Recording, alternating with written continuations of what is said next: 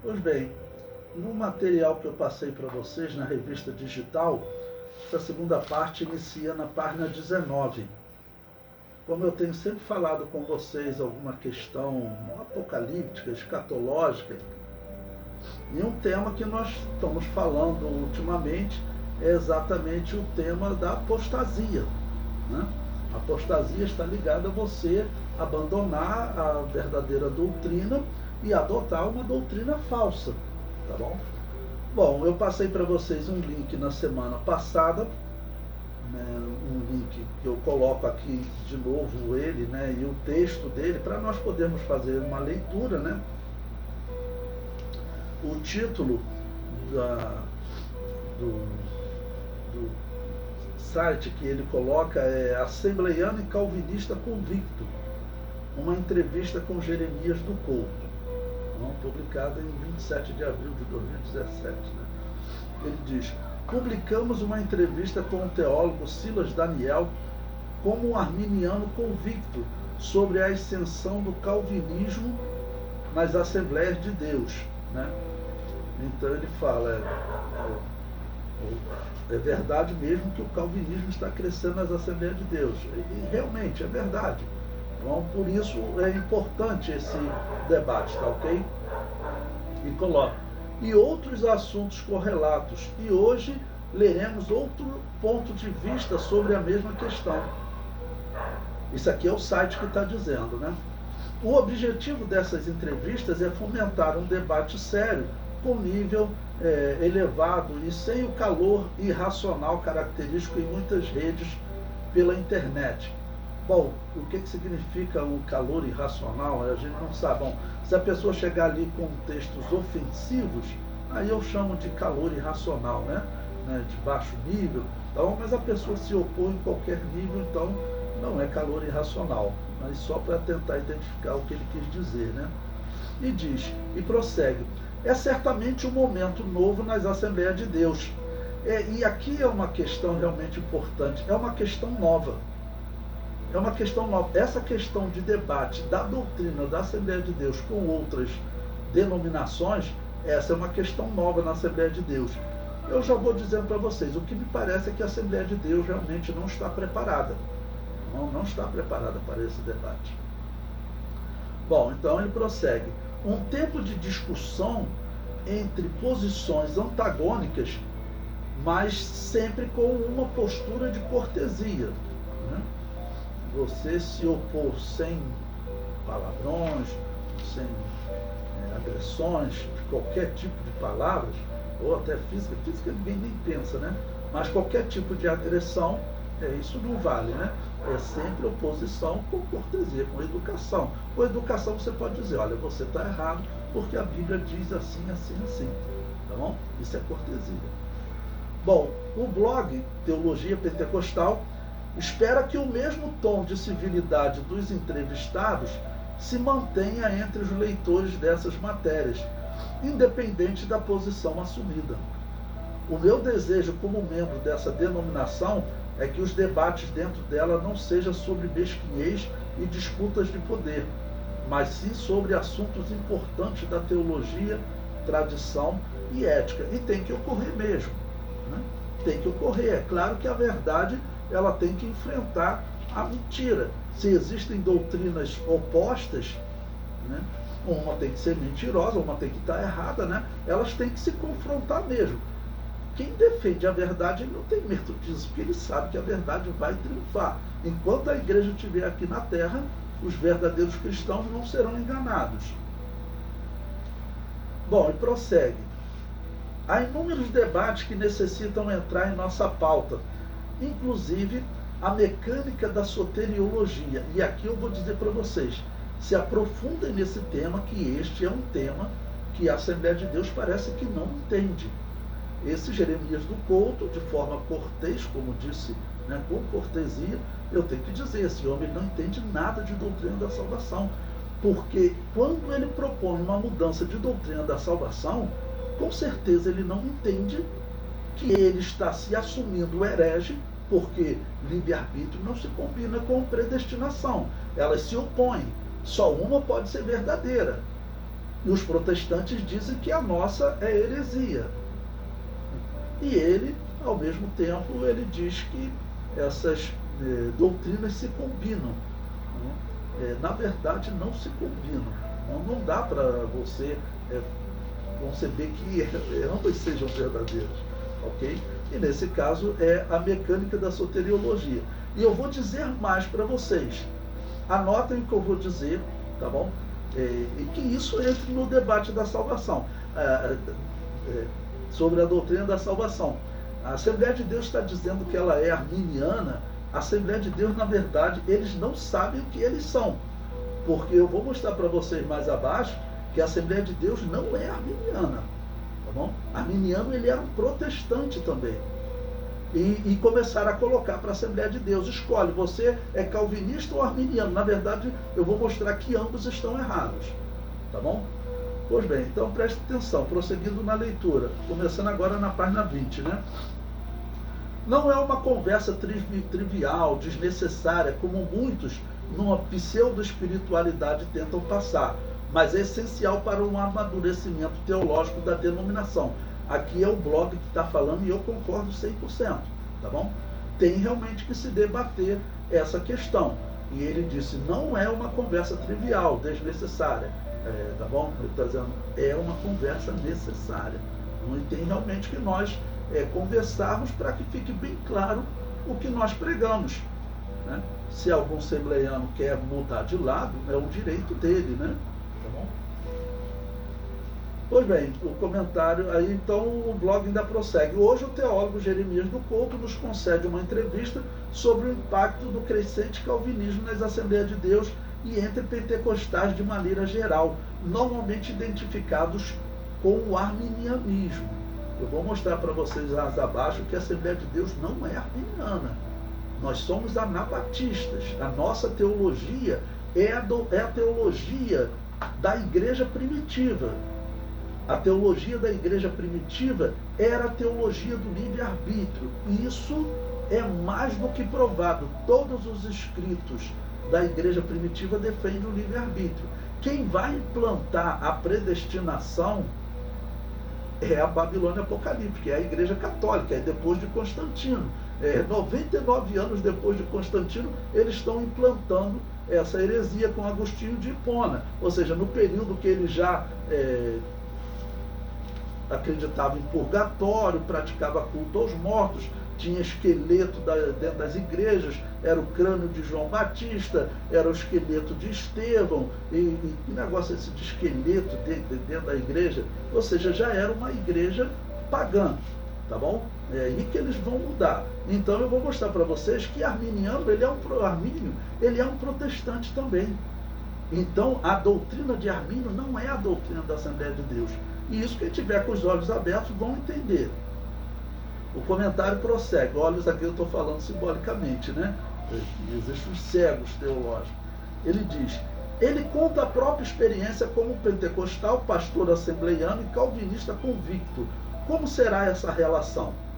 Bom, então Jeremias do Couto, ele apresenta, né, Jeremias do Couto em palestra, um dos poucos pastores assembleianos de expressão nacional assumidamente calvinista. Aí apresenta quem é ele, tá bom? Até no início da página 21. Então, na página 21, ele começa blog Teologia Pentecostal. Então ele vai fazer uma pergunta e o Jeremias do Couto responde. Então vamos vendo as perguntas e as respostas e vamos comparando com a doutrina, né? E depois eu comento com vocês por que a Assembleia de Deus não é arminiana. Então, blog Teologia Pentecostal. Como pastor da Assembleia de Deus, conhecido escritor entre os assembleianos e de uma família de tradição pentecostal, como foi aderir ao calvinismo? Qual a causa e a circunstância dessa guinada teológica? Ele responde, creio que a expressão aderir é muito simplificadora, sobretudo para quem constrói a sua história de vida à luz da coerência. Isso foi mais resultado de um processo iniciado ainda na minha adolescência do que uma mudança propriamente dita. Sempre fui questionador e ledor voraz desde quando era criança. Foi da época em que se marcavam os versículos a lápis de cor durante a leitura. Mantenho ainda o mesmo hábito. Embora se diga que a Assembleia de Deus tradicionalmente arminiana, olha, foi de um tempo para cá que começaram a dizer que a Assembleia de Deus é arminiana. Vocês podem ver que você não ouvia essa expressão há 20 anos, tá bom? Por quê? Porque a teologia da Assembleia de Deus, na verdade, não é arminiana. A arminiana é uma corrente protestante. Vocês verão que o arminianismo, ele tem o mesmo mal que o calvinismo e o agostinianismo têm quando se trata de predestinação. Ele tem o mesmo mal. Ou seja, nós não somos arminianos, e uma das ciladas que está sendo preparada é a Assembleia de Deus ficar dizendo que é arminiana. E vocês verão por quê. Bom, no final da página 21, ele prossegue. Embora se diga que a Assembleia de Deus seja tradicionalmente arminiana, muitos de seus escritos em nossos órgãos oficiais, na prática, na rotina dos nossos púlpitos, regra geral, a verdade é que sobrepujava uma tendência para o semi-pelagianismo. E aqui, irmãos, aqui eu vou dizer para vocês, na verdade isso aqui é um grande engano, tá bom? Que ele está fazendo. Na verdade, isso aqui é um grande engano. Por quê? Porque nós, na verdade, nós jamais, vamos dizer, tivemos qualquer ligação com o semi-pelagianismo.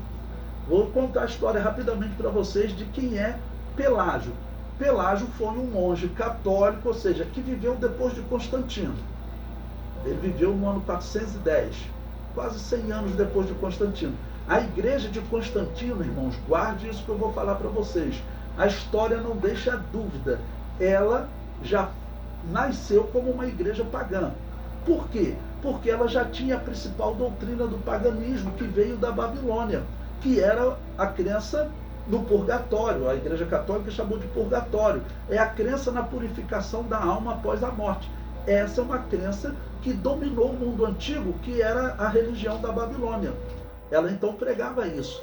Em todo o mundo antigo você encontra essa crença. A igreja cristã nunca pregou isso, mas quando chega Constantino, isso é implantado nessa igreja católica. Ou seja, aquela ali é uma igreja pagã. Quem quiser ser cristão de verdade tem que sair dela. E foi isso que aconteceu na história. Mas o que eles ficam dizendo é que essa igreja de Constantino é a igreja de verdade. Se você for conversar com esse Jeremias do culto, ele vai te dizer isso. Que todos esses papas, Agostinho de Hipona, todos aqueles homens que praticavam culto aos mortos, né, ele vai dizer que são as referências doutrinárias dele. Você pode ver, acho que não é antiético citar, né, porque está no blog, né, está aqui na internet, ele está falando isso, tá bom? Ele está defendendo isso claramente. Então, eu acho que não é antiético falar. Bom, então quando ele chama aqui de semi-pelagianismo, né, ele está sendo injusto, porque Pelágio, ele viveu na era da Igreja Católica. Então ele está dizendo que defender o livre-arbítrio é um semi-pelagianismo. Por quê? Porque você defende que você tem alguma participação na salvação. Mas é o que a Assembleia de Deus defende. Não tem nada a ver com Pelágio, porque Pelágio, ele explicou negando que o homem, negando o pecado original, negando que nós herdamos o pecado original. Pelágio, ele era um monge católico, ele não era cristão. Ele viveu 100 anos depois de Constantino. Ele, junto com Agostinho de Hipona, todos eles, se você convivesse com eles, você encontra eles lá no cemitério, no dia do culto aos mortos, com a sua vela acesa, com a sua luz acesa, para iluminar as almas, que era isso que eles já pregavam. Essa não é a igreja cristã. Quem fala isso, irmãos, está cego espiritualmente, porque não é possível que olhe para a história dessa instituição e diga que ela é a verdadeira igreja de Jesus. Esse é um caso, né, de interpretação seríssimo, né? Isso está muito errado. Então, dizer que nós somos semi-pelagianos, o que seria uma ofensa, já que Pelágio foi condenado como herege. Pelágio era um monge católico, ele não tem nada a ver com igrejas anabatistas como nós, então ele era um monge católico. Então, quem estava decidindo ali, discutindo, eram dois hereges católicos. Então, não dá para comparar conosco. O que nós pregamos, o livre-arbítrio, irmãos, ele era pregado por todos os cristãos antes da Igreja Católica. Olha que importante. Antes da corrupção da Igreja, todos os escritos defendiam o livre-arbítrio. Mas desde que a Igreja Católica foi organizada a doutrina do purgatório, do culto aos mortos, 100 anos depois eles mudaram a doutrina do livre-arbítrio para a predestinação. Por que isso é significativo? Por que nós temos que falar muito sobre isso? Porque nós estamos tratando da doutrina da salvação. O que nós estamos dizendo eu aproveito aqui que ele falou em semi-pelagianismo, o que eu estou dizendo para vocês que a história comprova, tá bom? É que cerca de 100 anos depois que Constantino organizou uma instituição pagã disfarçada de cristianismo, que literalmente é isso, 100 anos depois, essa instituição mudou a doutrina da salvação, do livre-arbítrio para a predestinação. Essa é a verdade da história. Essa instituição pagã mudou a doutrina da salvação. Toda a igreja primitiva pregava o livre-arbítrio. Tá bom? Quando essa instituição foi organizada, cerca de 100 anos depois, ela mudou a doutrina da salvação do livre-arbítrio para a predestinação. Você tem duas opções. Você tem a opção de acreditar nessa igreja primitiva, que é uma igreja super exaltada, vamos dizer, na história dos exemplos de vida, tá ok? De homens que andaram com os apóstolos, você confiar nos escritos desta igreja primitiva, ou você confiar nos escritos da igreja que Constantino organizou, que com certeza era pagã porque já acreditava em purgatório e praticava o culto aos mortos. Qualquer um que diz que as pessoas dessa instituição eram cristãs, é claro que ele está cego, porque a doutrina que ela prega é contrária ao cristianismo. Então, se alguém te falar, você é semi-pelagianismo, não. Né? Você pode até criar um termo que você quiser, mas eu sou como a igreja primitiva pregava. A igreja primitiva pregava o livre-arbítrio. Eu não vou me comparar, né, escolher entre Pelágio e Agostinho, como alguns já me ofereceram. Eu falei, meu irmão, falar de dois monges que acreditam em purificação de alma após a morte, que já tinha esqueleto dentro das igrejas, você fala para eu escolher entre um dos dois? Aí você está me oferecendo para eu escolher entre o diabo e o Satanás. São dois hereges. Então, Pelágio, eu não tenho nada com Pelágio, eu tenho com a igreja primitiva. A igreja primitiva pregava esse livre-arbítrio. Né? E também outra coisa, no mundo antigo, todos os povos pagãos pregavam a predestinação. É a doutrina do horóscopo. O teu destino está escrito. Tá bom? É a doutrina do horóscopo. Agora, qual o único povo que pregava o livre-arbítrio? Era o povo de Israel. E se você pergunta, por quê? Por quê? Porque Deus disse, eis que coloco diante de ti a vida e a morte. Escolhe. O termo hebraico escolhe, né, significa poder de decisão. Então, é claro que nós pregamos que o homem ele tem sim uma participação na salvação, porque Deus diz, eis que coloco diante de ti a vida e a morte. Quando ele diz, eis que coloco diante de ti a vida, ele está dizendo, não, eu construí a vida, eu construí a salvação, meu filho morreu na cruz, está aqui a oportunidade de salvação. Agora, você pode escolher essa ou a morte. Escolhe, o que você escolhe? A vida ou a morte, a bênção ou a maldição? Então Deus está dizendo para escolher. O judeu dizia, é claro que eu tenho livre-arbítrio. Deus constrói e prega a salvação e eu digo sim ou não para ela. Tá bom? Então, eu tenho participação em dizer sim ou não. E isso é claro na Bíblia. E o contrário, irmãos, é uma heresia muito grave. É por isso que eu estou focando isso com vocês. O contrário é uma heresia muito grave. Bom, então ele comparou, né, e sobrepujava uma tendência para semi-pelagianismo. Note que ele está falando na infância dele, né, na juventude, na igreja, e prossegue. Sem que os pastores soubessem até o que isso significa. Eu até concordo que, infelizmente, muitos pastores não sabem o que significa semi-pelagianismo. Mas eu quero também dizer que ele não sabe, na verdade, o que significa semi-pelagianismo. Se ele entendesse desse assunto, ele saberia que a igreja primitiva ela pregava o livre-arbítrio. Então nós defendemos hoje o livre-arbítrio, ou seja, nós temos uma participação na salvação, não na construção da salvação. A construção da salvação é feita, mas nós temos uma participação na salvação que é dizer sim ou não, tá bom? E isso a igreja primitiva pregava. Então não faz sentido me comparar com Pelágio ou com um semi-pelagianismo, tá bom? Mas ele critica aqui os pastores da Assembleia de Deus. E aqui, irmãos, nós temos que abrir realmente, aqui a gente reconhecer que, infelizmente, irmãos, a igreja sempre deixou muito a desejar nesse quesito estudo da palavra de Deus, tá bom? Bom, o comentário prossegue.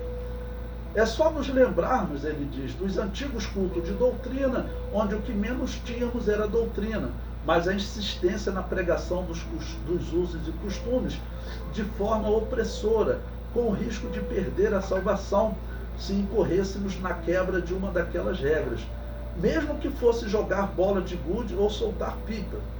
Cresci nesse ambiente que durante o dia me via perdendo a salvação. Aqui vem a questão, né, que é a perda da salvação ou não. Se você perde ou não a salvação, né? Então, o dia me via perdendo a salvação várias vezes, com drama de consciência, pois não conseguia cumprir à risca o que era necessário para manter-me salvo. À noite, tentando dormir, sofria com medo de ir para o inferno se morresse por causa das falhas cometidas. Olha, todo mundo que erra, ele fica com essa consciência pesada. Isso é normal. Não? O que você tem que fazer? Se arrepender, pedir perdão a Deus. E ele diz que isso foram várias vezes que ele se sentia pecador, então deve pedir perdão várias vezes, até 490 vezes em um dia. Você fez mais do que isso? Não chegou a tanto não. Então, meu amigo, você está num bom estado ainda, tá bom? Mas ele não gosta dessa doutrina, que é clara na Bíblia, irmãos. Não tem jeito, nós temos que ser fiéis até a morte, porque nós podemos perder a coroa da vida, tá bom? A Bíblia, infelizmente, relata homens salvos que acabaram perdendo a salvação, como Judas. Se Judas foi escolhido por Jesus, em um determinado momento ele foi salvo. Mas eles dizem que ele, na verdade, nunca teria sido salvo. Ele era predestinado ao inferno. Ele sempre foi predestinado ao inferno. Mas como assim o homem saiu com autoridade, voltou dizendo que até os demônios se sujeitavam ao nome de Jesus? Então ele era um salvo. Não faz sentido dizer que ele sempre foi um predestinado. E essa vergonha que está, irmãos, acontecendo, isso atrapalha, os protestantes atrapalham a pregação do Evangelho com essa doutrina de não perder a salvação, que faz parte da doutrina da predestinação. Como essa questão das torres gêmeas, o indivíduo dizer que Deus predestinou os americanos a pecarem, depois predestinou aqueles árabes a terem ódio dos americanos e depois predestinou eles a jogar os aviões lá para punir os americanos. Essa é uma explicação muito irracional e principalmente contrária à verdadeira mensagem de Deus. Bom, continuando no fim da página 22, com o tempo passei a ter contato com as doutrinas da graça, a ler os mesmos livros citados pelo pastor Silas Daniel em sua entrevista, além de alguns outros, a fazer perguntas e mais perguntas em diálogos imaginários com os autores das respectivas obras, com lógica e método na exposição do raciocínio, sem nunca abandonar a Bíblia, até que abraçar a fé reformada tornou-se algo natural, sem que houvesse necessidade de qualquer ruptura exclusiva. Ele está dizendo o seguinte, que a consulta às obras levaram ele naturalmente à fé reformada. Bom, depende das obras que ele estudou, né? Porque, por exemplo, as obras que eu estudei, meus professores, Abraão de Almeida, né, Lourenço Ouço, o que eles escreviam e falavam, né, olha, nós não temos nada com a Babilônia apocalíptica, então não tem nada com a fé reformada. Era natural. Porque a fé reformada é a Babilônia apocalíptica reformada. Então nós não temos nada com a fé reformada. Mas ele até vai dizer aqui que seminários ensinavam diferentes, seminários ensinavam, né, que a Assembleia de Deus saiu da Reforma Protestante. Olha, alguns seminários podem até ter ensinado isso. Eu digo que no seminário que eu estudei, isso nunca foi ensinado. E também no seminário que eu trabalho nunca foi ensinado. A minha esposa era professora de História da Igreja, eu enfatizei, acompanhei com ela, né, quando ela escreveu o livro, e ela sempre enfatizava em sala de aula, né, que a Igreja Católica não era a Igreja de Jesus. Tanto que uma das ênfases no livro dela era a Inquisição Católica para perseguir a verdadeira Igreja de Jesus, as igrejas anabatistas. Tá bom? Então, mas ele diz isso, que os seminários das Assembleias de Deus ensinam que nós saímos da Reforma. Olha, na verdade, de algumas décadas para cá, talvez 20 anos, 15 anos, a FAECAD, quando ela conseguiu o curso de teologia, ela colocou professores protestantes. E outros talvez até ensinassem. Porque também nós temos que reconhecer o seguinte: o número de livros das igrejas que batizam adultos, chamadas batistas, né, de muitas linhas, a Assembleia de Deus é uma delas, os livros sobre a verdadeira Igreja de Jesus eram poucos. São os livros chamados do sucessionismo, landmarquismo, mas são poucos livros. Ok? Então, o que os protestantes e os católicos fizeram? Eles encheram aí o comércio de livros de história da igreja, todos falsificados, dizendo que a verdadeira igreja era a Igreja Católica, sempre chamando ela de igreja, igreja, igreja, igreja, e alguns, infelizmente, caíram, né? Bom, o seminário que eu estudei, o IBP, do missionário Lourenço Ouço, nunca ensinou isso. Bom, na página 23 ele prossegue. Na sua opinião, quais são os motivos que levam inúmeros jovens assembleianos a abraçarem o calvinismo e a cosmovisão presbiteriana aqui no Brasil? Ele responde: algumas razões já apresentei de forma implícita na resposta anterior, como a predominância do semipelagianismo, que eu já falei para vocês que isso está errado, não tem nada, né, de semipelagianismo, ok? Nas Assembleias de Deus. Então, a Assembleia de Deus prega o que a igreja primitiva pregava, ou seja, o livre-arbítrio, nada de predestinação. Isso não existe vamos ver, para nós. Não existia na igreja primitiva e também não existe para nós essa predestinação que eles pregam. Tá bom? Que eu vou explicar mais abaixo quando for falar sobre Arminio, né? Tá bom? Tá bom, então ele prossegue, né? O semipelagianismo em nossos cultos. Esse era o arminianismo que nos ensinavam, não era. Eu não aprendi arminianismo na Assembleia de Deus, tá bom? Mas convém sinalizar que a liderança assembleiana, com as honrosas exceções de praxe, sempre teve uma atitude refratária à educação teológica formal. Não tem nem como negar isso, né? Tá bom? Muitos falavam até contra a escola dominical, um absurdo, mas tinha, né? O comentário prossegue. Temos de ser realistas e encarar o fato sem maquiagem. Não éramos estimulados ao estudo acadêmico. Não? É claro que ele está pegando aqui uma fraqueza da Assembleia de Deus, que é verdadeira, né? João Colenda Lemos e Ruth Doris Lemos pagaram elevado preço para implantar o IBAD, o Instituto Bíblico das Assembleias de Deus, a primeira instituição do gênero nas Assembleias de Deus, localizado em Pindamonhangaba, São Paulo. E aqui também a gente tem que confessar, o missionário Lourenço Ouço também, ele fundou o IBP aqui no Rio de Janeiro, ele e o Colenda eram conhecidos, vieram, né, como missionários para o Brasil. Então ele contava também que ele teve dificuldade na Assembleia de Deus. Isso realmente foi uma falha da Assembleia de Deus, tá ok?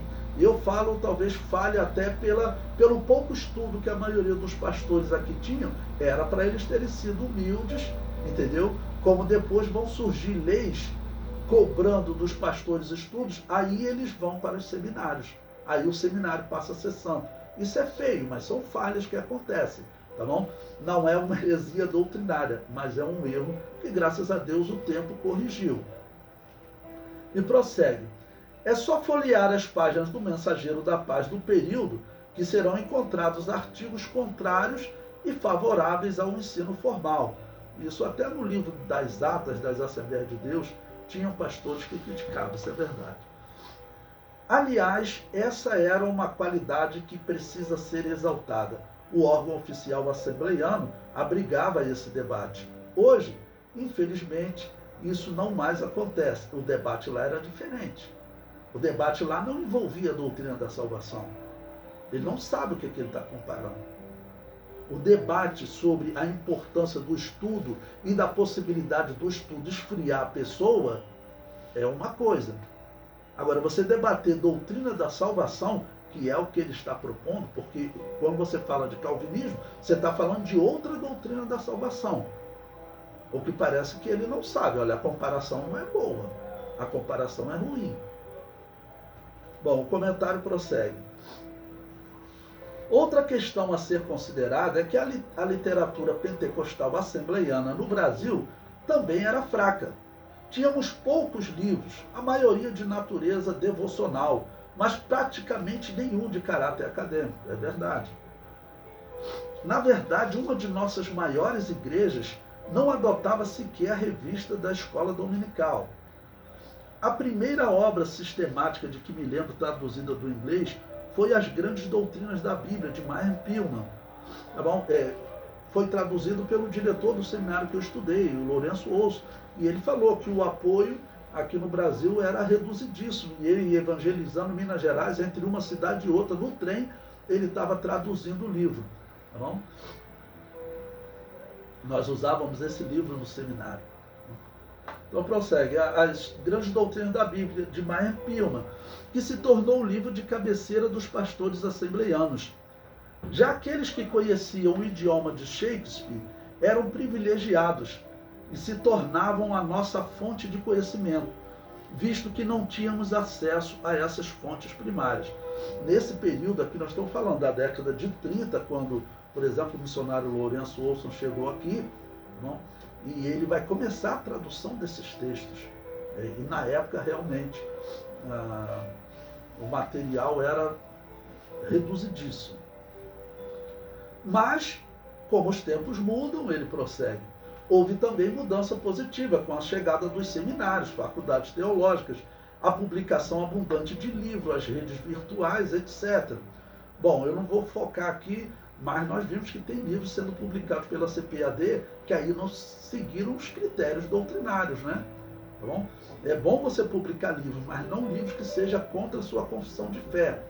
Então, essa mudança teve partes que não foram positivas, né? E ele prossegue. Até mesmo a CPAD tornou-se a maior editora da América Latina, publicando também diversas obras de autores reformados, que eu não acho positivo. E ele prossegue. Sem que eu tivesse qualquer influência nisso durante a minha gestão como diretor de publicações, ou seja, ele trabalhando ali e sendo um protestante, é claro que vai ter influência. Você pega, por exemplo, em 2011, eu fiquei tentando entender por que a revista de escola dominical, ela, falando sobre o pentecostalismo, o centenário do pentecostalismo, ela defendeu que Atos capítulo 2 não houve manifestação de línguas espirituais, mas só dialetos. Então, que tinha influência, tinha. E ele, já que ele se declara protestante, sendo diretor de publicações, é claro que tinha influência, né? Bom, ele prossegue. Elas começaram a ser publicadas em fase posterior. No vácuo que acabei de mencionar, o que ele está falando? Ele está chamando esse vácuo. Olha, a Assembleia de Deus não tinha literatura, tá bom? Existia um vazio, um vácuo. Então, no vácuo que acabei de mencionar, de um lado, e a explosão das fronteiras da educação teológica formal de outro, além da inexistência de obras em português tratando do arminianismo de forma consistente, nossos jovens começaram a ter contato com a literatura e a teologia reformadas, até mesmo através de professores de origem reformada em cátedras de nossos seminários e faculdades, criando assim todas as condições para o surgimento desse interesse. Não acredito que tenha sido algo orquestrado, Preste atenção no que ele está dizendo. Não acredito que tenha sido algo orquestrado e desconheço que haja pessoas fazendo proselitismo, querendo calvinizar as Assembleias de Deus. Olha, irmãos, nós não temos como afirmar, mas eu tenho dito para vocês que as igrejas protestantes, elas são ligadas à maçonaria, e a maçonaria, ela orquestra sim, tá bom? E a maçonaria defende essa doutrina, porque todas as igrejas protestantes defendem, elas são ligadas, e vamos lembrar, todos os pagãos defendem essa doutrina, inclusive o horóscopo, que diz: o teu destino está escrito, tá bom? Todos eles defendem isso. Ok? Agora, o que ele diz aqui, ele continua confundindo, e muitos confundem pensando que nós somos arminianos, quando na verdade nós não somos. Eu vou mostrar isso para vocês mais abaixo, mas parece que começaram a dizer lá na CPAD, provavelmente esses protestantes quando chegaram lá: olha, vocês são arminianos, olha aqui, vocês são arminianos, e existem pontos de semelhanças, mas você tem pontos de semelhança. Agora, se você encontrar pontos fundamentais que sejam contrários, acaba com toda a semelhança.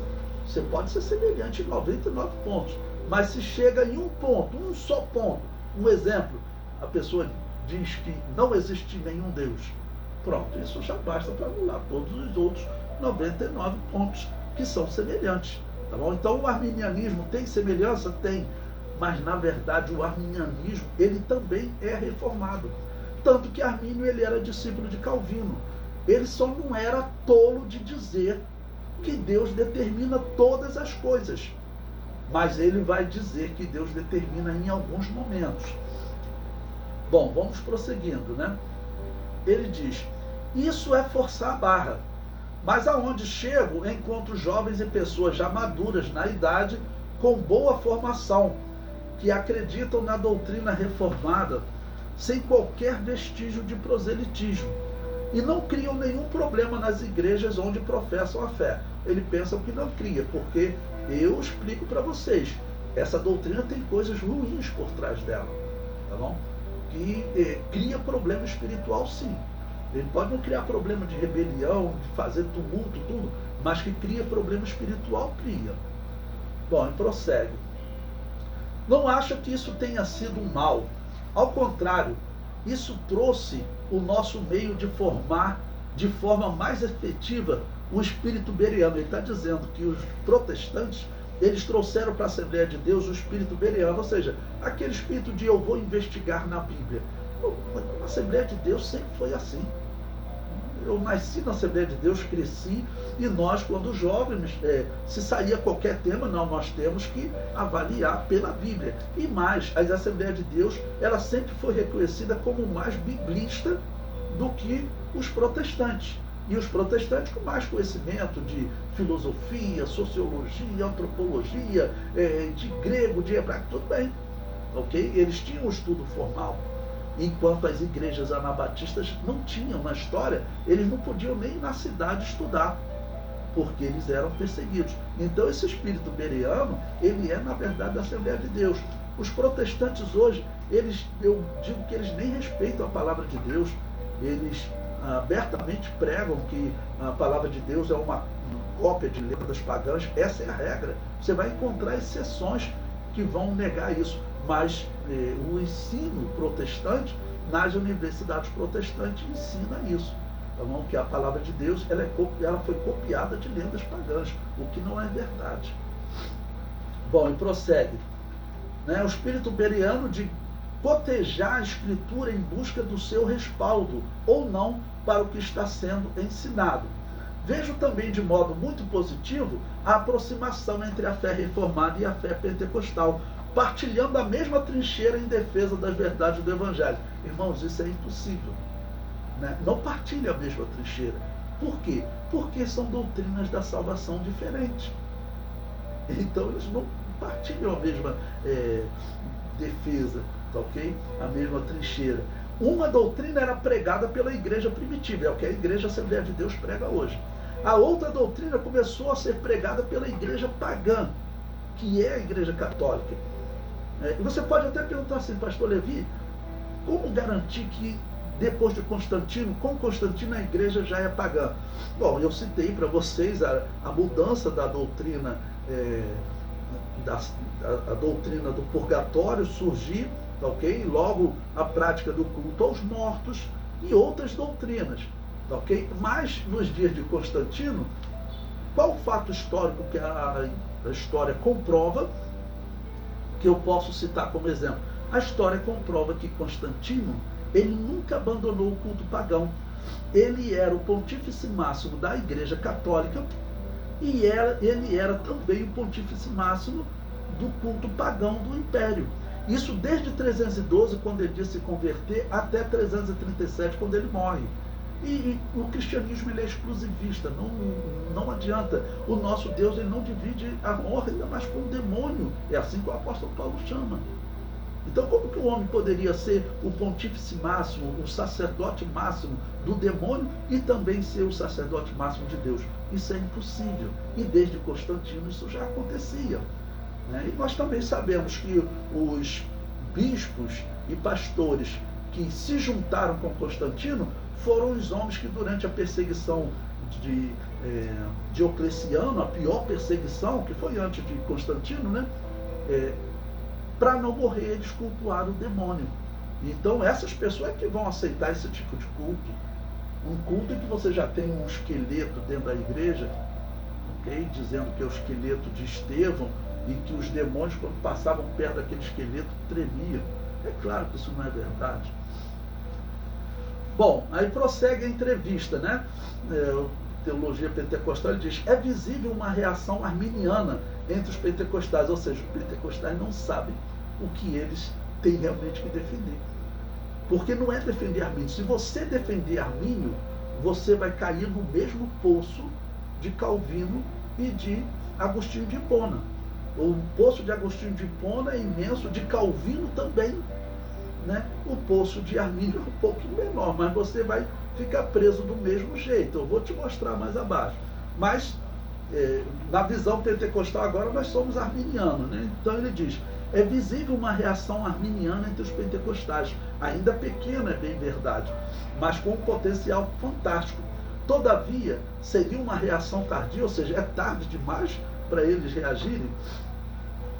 Ele responde: a rigor, a reação arminiana entre os pentecostais é tímida, na defensiva. Não há discussões de grupos do Facebook onde mais predomina a carnalidade do que um debate sério e consistente entre as duas correntes. O próprio pastor Silas Daniel, essa parte aqui ele vai dar uma espetada no Silas Daniel, por isso é que a Assembleia de Deus tem que mudar a postura. Se fosse o que eu falo, ele não teria condições de me dar essa espetada. Mas olha o que ele fala, olha. Ele diz: o próprio pastor Silas Daniel, na entrevista concedida ao blog, afirmou que sua manifestação era particular. Não era para ser. Essa é a manifestação da Assembleia de Deus. Isso é o que nós sempre pregamos. Não? Embora contasse com a aprovação da direção superior da CPAD. Não era o que faltava, eles ficarem contra a pregação do livre-arbítrio, por tratar-se de uma revista institucional destinada aos obreiros da igreja. Mas é bom que essa reação aconteça e posso analisá-la sob duas perspectivas. Então, primeiro, ele já dá uma espetada no Silas Daniel, dizendo que era particular, e vai vir mais. Olha só, ele diz: se o arminianismo for ensinado tal como Armínio formulou, ou com as características weslerianas, isso permitirá que muitos pentecostais percebam o quão diferente é do semi-pelagianismo, que ainda predomina em muitos púlpitos assembleianos. Eu vou mostrar para vocês o que Armínio escrevia, e você vai ver que você não concorda com Armínio. Por isso é que nós não somos arminianos. Pode definir como teologia pentecostal, teologia da igreja primitiva, mas arminiano nós não somos.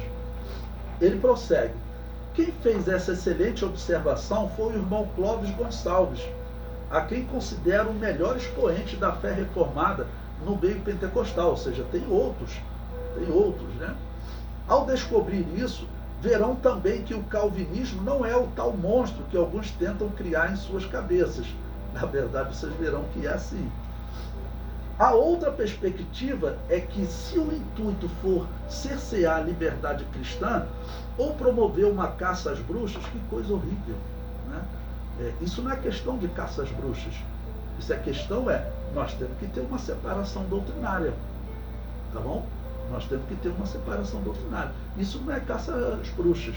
Não? E mais, eu duvido que, se ele for para a igreja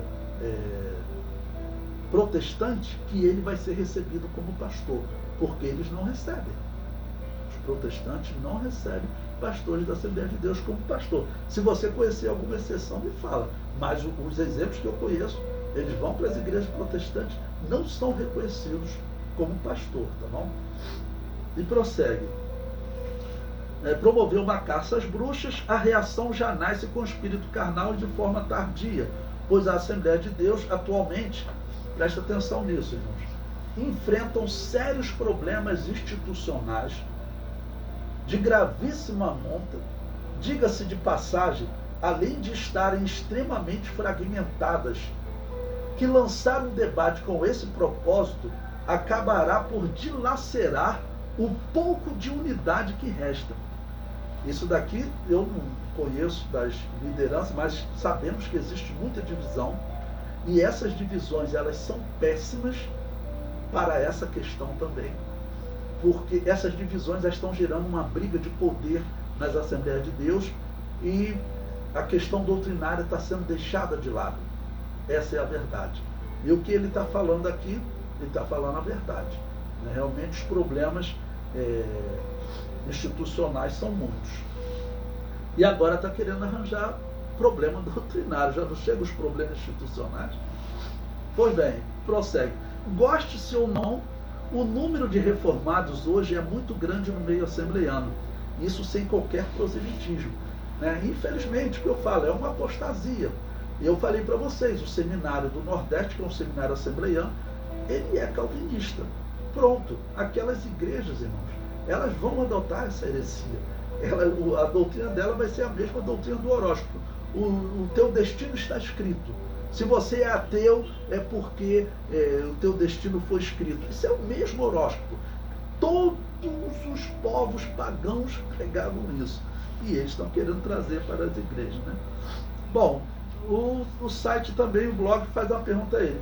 Alguns pastores assembleanos reagem ao calvinismo tratando como vento de doutrina. Novidade perniciosa, no nosso meio é uma novidade perniciosa, é uma heresia velha, tá bom? Que nasceu lá na Babilônia.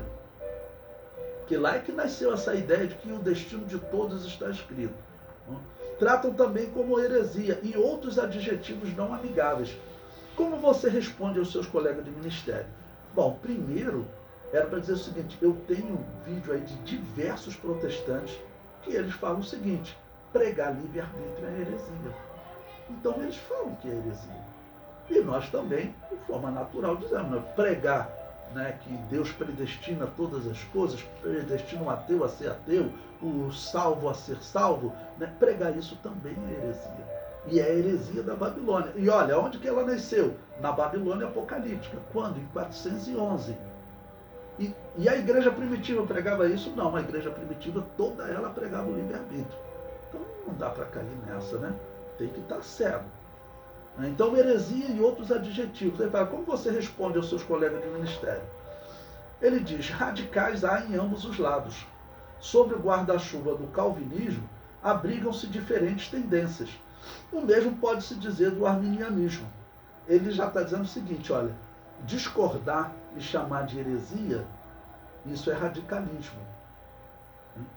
Então, vê que eles vão, de uma certa maneira, talvez até suave, mas dizendo, vocês estão no caminho errado, né? Ele prossegue. Até o teísmo aberto encontra guarida sob o sistema, como deixa explícito Roger Olson em seu livro Teologia Arminiana, Mitos e Realidades. E teve como um de seus principais expoentes Clark Pinnock, um dos autores da obra. Ele diz Predestinação e Livre-Arbítrio, é o nome da obra. ao lado de Norman Geisler. Mas neste ponto, prefiro ficar com a posição que o pastor Silas Daniel expressou em sua entrevista ao afirmar que o calvinismo, presta atenção nisso, irmãos, se vocês quiserem marcar aí, ele diz que o Silas Daniel afirmou que o calvinismo honra a Deus tanto quanto o arminianismo. Eu digo que não. Por quê? O que é o calvinismo? Você pega lá na Confissão de Fé de Westminster. Vou citar um exemplo para vocês como ele não honra a Deus. Lá ele está escrito, olha, todos os anjos e homens que pecaram fizeram isso por ordem de Deus. Vamos pegar só a parte do anjo, para simplificar. Dos anjos que pecaram, a Bíblia dá destaque a um, que era chamado de querubim ungido. Então, a Confissão de Fé está dizendo o seguinte, esse anjo, querubim ungido, que pecou, ele pecou por ordem de Deus. Isso é um absurdo. É claro que ele está transformando Satanás numa vítima da divindade. Ele é o que ele é porque Deus ordenou. Irmãos, acreditar numa heresia dessa e dizer que ela honra a Deus, aí o Silas Daniel estraga também, né? Porque se ele está dizendo que essa doutrina honra a Deus, se ela honra a Deus, ela está certa, meu Deus. Como é que a heresia vai honrar a Deus? Como é que você chama de heresia e diz que ela honra a Deus? Não, eles dizem que honram a Deus, mas na verdade eles estão desonrando a Deus. Porque eles estão dizendo que a origem do pecado, até do querubim ungido, veio de Deus. Deus ordenou que ele pecou. Está escrito lá, você pode ver. E os anjos que pecaram, pecaram por ordem de Deus. E quem foi que criou isso? Foi a Babilônia apocalíptica. E quem foi o falso profeta lá dentro que fez isso? Foi Agostinho de Hipona. E você pode ver como Agostinho de Hipona é uma referência doutrinária para eles. Então, a referência doutrinária para eles é pagã, porque acreditava e praticava o culto aos mortos. Agostinho de Hipona, tá bom? E aqui tem uma grande incoerência do calvinismo, porque Calvino disse que a prática do culto aos mortos era paganismo, disse que orar pelos mortos era paganismo, disse que purgatório era paganismo. Mas aí falaram para ele, mas como Calvino? Está nas Institutas, né? Ele escreveu isso. Como Calvino, que culto aos mortos é paganismo? A Igreja de Jesus, no entender deles, a Igreja Católica, né? Eu vou substituir. A Igreja Católica praticou culto aos mortos desde os primórdios. Primórdios aqui entenda-se por Constantino. E Calvino respondeu o seguinte, olha, eu sei que a Igreja praticou o culto aos mortos desde os primórdios. Eu não tenho como explicar isso, mas culto aos mortos é paganismo. Peraí, 1.200 anos praticando culto aos mortos e era paganismo? E era igreja cristã de verdade? Calvino diz que era igreja cristã. Esse Jeremias do Couto, você pode ver, ele vai te dizer que a Igreja Assembleia de Deus saiu da Igreja Católica. Ou seja, a Babilônia Apocalíptica é a mãe de todos nós. Esse é o propósito, irmãos. Essa é a apostasia. No final você vai dar os braços à Babilônia Apocalíptica. Aquela que continua praticando culto aos mortos. Pode não ser contigo, mas em algumas gerações, toda a Assembleia de Deus vai estar praticando culto aos mortos. Por quê? Os protestantes, em 2017, inclusive os presbiterianos, todos que são calvinistas, todos eles, todos os protestantes, assinaram um acordo chamando a Babilônia Apocalíptica de mãe, chamando a Igreja Católica de mãe. Então, o final será esse. E dizer para vocês, pela profecia, infelizmente, muitos irão. Tá bom? Mas ele diz que, né, que Silas Daniel expressou em sua entrevista ao afirmar que o calvinismo honra a Deus tanto quanto o arminianismo. Isso é incoerente. Tanto que os calvinistas dizem, vocês desonram a Deus. Por que vocês desonram a Deus? Dizem os calvinistas. Porque vocês têm que aceitar que Deus, ele tem que determinar todas as coisas. Para ele ser soberano, ele tem que determinar todas as coisas. As coisas não podem acontecer segundo a vontade do homem, senão ele não é soberano. Essa é a mentira criada por Agostinho de Hipona. Mas isso não é verdade. Eu já expliquei para vocês o que é soberania. O soberano, ele pode dar direito de escolha, porque ele é soberano. Não é como o pai que é soberano e fala para o filho, eu vou escolher o que você vai fazer. Não, eu te dou direito, o que você quer comer? Escolhe o que você quer comer. Ele faz isso porque ele é o soberano, é o que vai tomar a decisão. Tá bom? Então Deus, como soberano, ele nos deu o livre-arbítrio. Como soberano, ele construiu a salvação. E disse, olha, eis que ponho diante de ti a vida e a morte. Usa o seu livre-arbítrio. Escolhe, pois, a vida. Tá bom?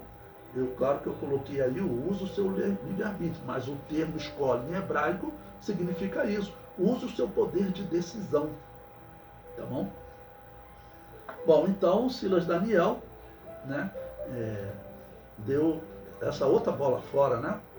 Dizer que eles honram a Deus. Se eles honram a Deus, não dá para dizer que os dois honram a Deus. Alguém está desonrando a Deus. As doutrinas são opostas. E prossegue. Ele enumera as razões e que em suas leituras de obras reformadas sempre apreciou a paixão por Deus, pela pureza, pela santidade de Deus, pelo viver para a glória de Deus e de seus autores. Irmão, se você for fazer isso com os reformados, você vai fazer também com os católicos. Você sabe quem foi São Francisco de Assis. Uma pesquisa rápida na internet, hoje é tudo fácil, né? Coloca lá São Francisco de Assis e a Inquisição. Você vai encontrar que foi um dos maiores matadores de cristãos anabatistas, tá bom? Ele era um inquisidor. Esse Papa aí resolveu homenagear um inquisidor, um matador de cristãos. O Papa Francisco homenageou Francisco de Assis. Agora, se você for pegar a vida de Francisco de Assis, você pode pegar apenas uma parte, algumas orações que ele fez, contar algumas bondades que ele fez e esquecer da matança que ele fez, né, por toda a sua vida, perseguindo anabatistas e matando. Se você olhar só um lado da história, está escrito você até elogiar Hitler. Né? Existia até um exemplo, né, contando um lado da história, em que eles apresentavam dois homens. Um homem que ele, infelizmente, era um alcoólatra, teve problemas com a família, acho que chegou a bater na esposa, um monte de problema. E um outro homem, apesar que hoje estamos dizendo que é diferente, mas um outro homem que não tinha vício nenhum. Sem vício, nem bebida, nem nada. Né? E qual homem você indicaria? Bom, o homem sem vício era Adolf Hitler, apesar que hoje estão dizendo que ele, na verdade, era viciado também em determinadas vitaminas, estimulantes, né? Drogas pesadas mesmo. Mas, naquela ilustração antiga, quando não tinha essa notícia, né, as pessoas sempre falavam, aquele sem vício nenhum, era Adolf Hitler, assim ele era visto na Alemanha, né? Tá bom? Então, se você for olhar só um lado, você vai falar, esse homem é bom, Adolf Hitler não tinha vício nenhum, mas vai ver as outras coisas que ele fez, tá ok? Então vai ver as outras coisas que ele fez. E o mesmo se aplica a Calvino, Lutero, a Melanchthon, Zwingli. Zwingli foi o maior matador de anabatista lá na Suíça. Tem até um vídeo na internet, a reforma na Suíça, Zwingli e a reforma na Suíça. E o filme, ele termina, tá bom? Exatamente falando, mostrando o Zwingli queimando alguns anabatistas. Né? Como você pode ter esse homem como uma referência doutrinária? Tem alguma coisa errada no mundo, as pessoas estão muito cegas. Um homem que matava cristãos, anabatistas, né, certamente incluía cristãos, os batistas, Assembleia de Deus, e muitas outras igrejas, igreja do Evangelho Quadrangular, ok? Então, vamos dizer, incluía essas igrejas. Como você vai ter esse homem como referência doutrinária? O mesmo Lutero fazia, o mesmo Calvino fazia. E todos os outros, igual São Francisco de Assis, igual Francisco de Assis, né? Bom, e ele prossegue.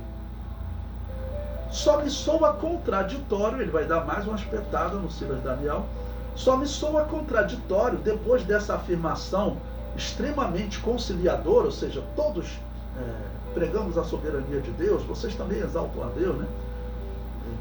Propor que os calvinistas pentecostais deixem a Assembleia de Deus e busquem outra denominação, onde a fé reformada seja o cerne da doutrina. Aí acabou por jogar fora a água da bacia com o bebê e tudo. Até a filosofia, o ditado antigo, ele usou errado, né? Porque não é isso que se aplica. Bom, em primeiro lugar, lá na igreja protestante, qualquer uma, se você for pregar o livre-arbítrio, você vai ser convidado a sair, é claro, né? E você está aqui numa igreja onde a confissão de fé prega o livre-arbítrio. Se você prega outra doutrina da salvação, que é a predestinação, então você é lógico que você deve sair. E a comparação aqui não seria acabou por jogar fora a água da bacia com o bebê e tudo. Não. Aqui é diferente, aqui são duas bacias. O debate que está sendo feito aqui, ele parece ter algum problema de raciocínio lógico. O debate é o seguinte, são duas bacias. E você escolhe qual a bacia que tem água limpa para você se purificar, ou seja, simbolizando a doutrina da salvação. E enquanto esse pensamento é alguém que queria limpar uma criança, tá bom? E ela pegou e foi lavando a criança e depois a água estava suja. Para tirar a água suja, ela jogou criança e água suja, tudo fora. Não, a comparação não é essa. Quando você está apresentando duas possibilidades de salvação ou de purificação, já que ele usou essa simbologia, tá bom? Então, o que você tem que fazer? Você tem duas bacias, uma com água limpa e outra com água suja. Não dá para dizer que as duas têm o mesmo tipo de água, porque a doutrina da salvação que nós pregamos são diferentes. Então, uma com água limpa, outra com água suja. Você vai escolher qual a bacia. É isso que está sendo comparado. Bom, mas vamos prosseguir. Ele prossegue. De minha parte, sempre creio que reformados e arminianos podem dar-se as mãos como cristãos sem contradição alguma. Isso não é verdade. Né? Sem ataques e agressões mútuas que nada engrandecem a Deus e edificam o reino. A título de ilustração, ontem mesmo vi no Facebook um arminiano chamando a fé reformada de demoníaca. Olha, eu não sei se esse arminiano, né? Eu não sou arminiano, mas se ele conhece a profundidade da doutrina protestante, mas que ela é demoníaca, é. Porque quando ela diz que os anjos pecaram por ordem de Deus, ela é demoníaca porque ela está tornando o demônio uma vítima da divindade. Então, nesse caso, é demoníaca sim. Ok? Estão chamando a fé reformada de demoníaca. Porque saiu da igreja protestante e essa doutrina saiu da igreja católica e essa doutrina nasceu lá na igreja católica, no período do paganismo. Enquanto um calvinista usava o mesmo epíteto para o arminianismo. A necessidade disso? É cristão agir dessa forma? Olha, você criticar e dizer, olha, aquilo ali é demônio, isso é cristão, o apóstolo Paulo fez, depende do que está sendo indicado, se está certo ou errado. Mas que isso daí é normal, é. Olha, isso daí é doutrina de demônio, e é mesmo, é a doutrina do horóscopo, nasceu na Babilônia, quem organizou foi a Babilônia apocalíptica, né? E ele diz, ele fala, é cristão agir dessa forma? Se ambas honram a Deus, o problema é que elas não honram a Deus. Mas o Silas Daniel deu essa bola fora, né? Repito, por que se digladiar tanto ao invés de lutarmos em defesa do Evangelho? Fico com o pé atrás se essa reação particular não estaria sendo movida por segundas intenções, uma espécie de cortina de fumaça para encobrir graves problemas que a instituição assembleiana enfrenta. Olha que absurdo, ele ainda fala que isso pode ser uma falsidade.